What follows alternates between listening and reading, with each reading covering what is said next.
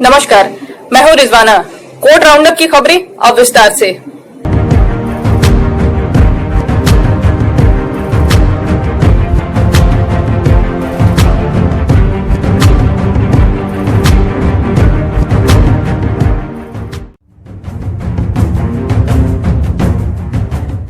Allahabad high court ने बुधवार 4 नवंबर को याचिकाकर्ता उमेश प्रताप सिंह के खिलाफ एक फेसबुक पोस्ट के मामले में एफआईआर दर्ज किए जाने पर राज्य के अधिकारियों को कड़ी फटकार लगाई है।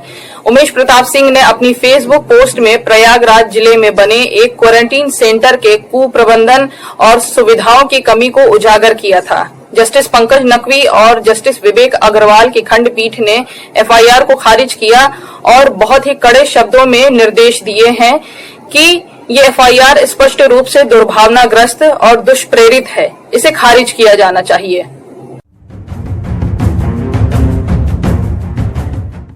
पानी लाने के बहाने स्वेच्छा से घर से गई पीड़िता के आचरण और ये देखते हुए कि आरोपी भी अविवाहित है, रूमानी प्यार के गलत होने की संभावना है।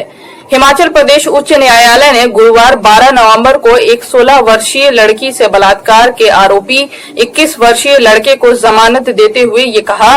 जस्टिस अनूप चितकारा की खंडपीठ 21 वर्षीय आरोपी की नियमित जमानत याचिका पर सुनवाई कर रही थी, जिससे आरोप लगाया था कि लड़की के परिवार ने उसे अपने प्रेम संबंध को तोड़ने के लिए झूठी शिकायत दर्ज करने के लिए मजबूर किया गया।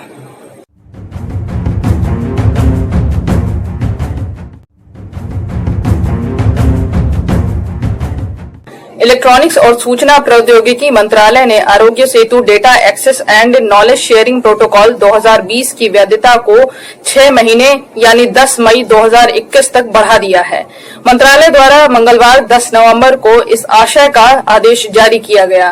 वास्तव में आरोग्य सेतु ऐप के उपयोगकर्ताओं का डेटा अब 10 मई 2021 तक बनाए रखा जा सकता है और साझा नहीं किया जाएगा, जब तक कि उपयोगकर्ता विशेष रूप से डेटाबेस से उसके द्वारा इस तरह के डेटाबेस को हटाने का अनुरोध नहीं करता है।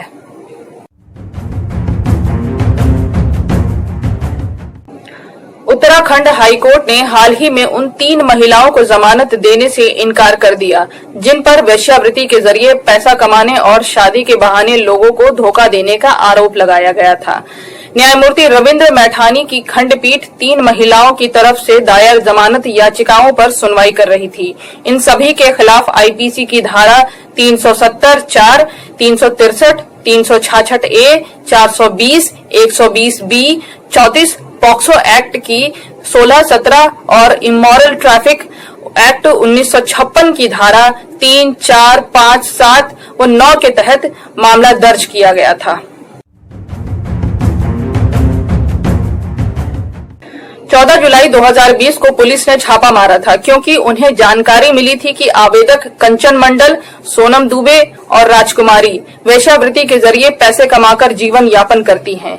ये भी आरोप लगाया गया था कि वो वेश्यावृत्ति करके पैसे कमाती हैं और शादी के बहाने लोगों को ठगती हैं। इसलिए एक नकली ग्राहक भेजा गया था और एक सौदा पक्का किया गया था, जिसके बाद आवेदकों को पैसा सौंप दिया गया था। निर्धारित समय पर जब पुलिस पहुंची तो उन्होंने सभी आवेदकों को एक 14 वर्ष की युवा लड़की के साथ गिरफ्तार कर लिया। इस लड़की को शादी के नाम पर बेचा जा रहा था, जिसके लिए 4 लाख रुपए में सौदा किया गया था।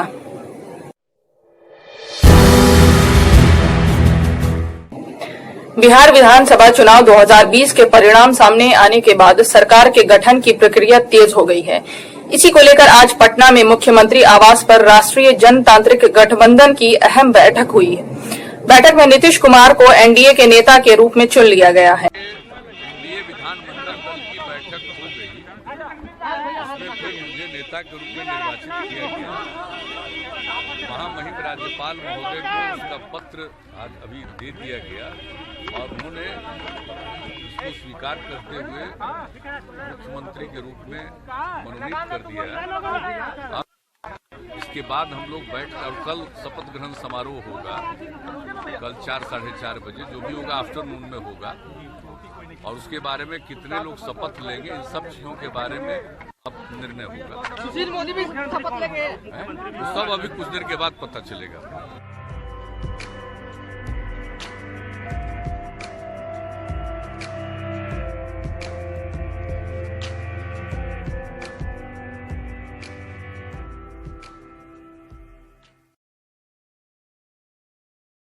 मीटिंग के बाद नीतीश कुमार सरकार बनाने का दावा पेश करने के बाद राजभवन पहुंचे और वहां विधायकों का समर्थन पत्र सौंपने के बाद सीएम आवास पर लौट गए।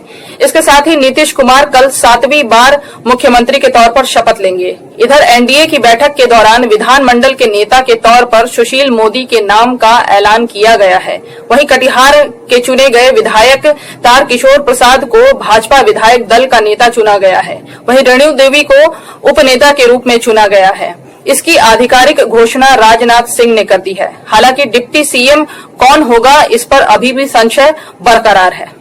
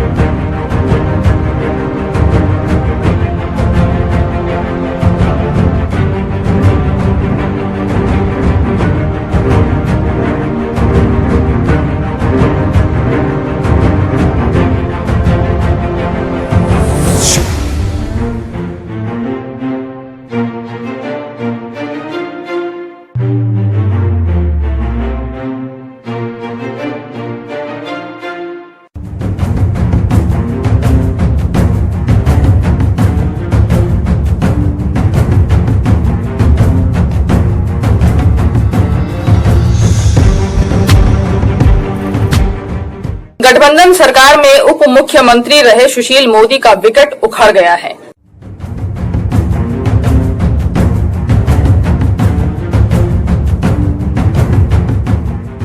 सुशील मोदी ने ट्वीट कर संदेश दिया है कि कार्यकर्ता का पद उनसे कोई नहीं छीन सकता। अजीब विडंबना है, जिस मुख्यमंत्री को बिहार का जनादेश नहीं है, जनता दल यूनाइटेड को मात्र 41 सीट पर सिमटना पड़ा है, उसके नेता को मुख्यमंत्री बनाया जा रहा है। वहीं बीजेपी को गठबंधन में सबसे अधिक सीट मिलने के बाद भी सुशील मोदी की कुर्सी चली गई।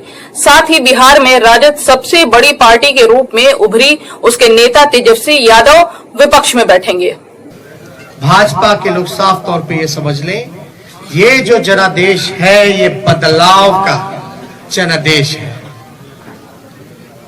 अगर थोड़ी सी भी अंतरात्मा नैतिकता नीतीश कुमार जी में बची होगी तो ये जो कुर्सी पर बैठने का जो शौक है, जोड़ तोड़ भाग गुना करके जो बैठने का शौक है, कहीं ना कहीं से उनको जनता के इस फैसले का सम्मान करते हुए कुर्सी से हट जाना चाहिए। लेकिन जाहिर तौर पर बिहार में जो स्तब्धता है, लोग शॉक्ड हैं। उसके बाद किसी के लिए भी 40 सीट लेकर के आप मुख्यमंत्री बन जाएं, आप तो डेसिमेटेड हैं। आपको यह तय करना होगा कि आपको जनता ने खारिज किया, उसके बाद विकल्प खुद बिहार तैयार कर लेगा। इसलिए मैंने कहा था कि स्वतः स्फूर्त विकल्प आएगा, जिसको हम स्पॉन्टेनियस कहते हैं। It might take week, 10 days और इवन अ मंथ, लेकिन ये होना है। लेकिन आरजेडी सोच रही है कि गवर्नमेंट बनाएगी, वहां पर कुछ ऐसा। आरजेडी की को तो जनता का दबाव है, इसलिए मैंने कहा कुछ दिन इंतजार करिए। 40 सीट ला करके जनता द्वारा खारिज कर देने के बाद अगर कोई व्यक्ति विशेष उप मुख्यमंत्री बनने का ख्वाब देख रहे हैं तो ये ख्वाब बिहार को नहीं बच रहा। तो आज बस इतना ही। मुझे रिजवाना को दीजिए इजाजत। आप बने रहिए न्याय टीवी के साथ।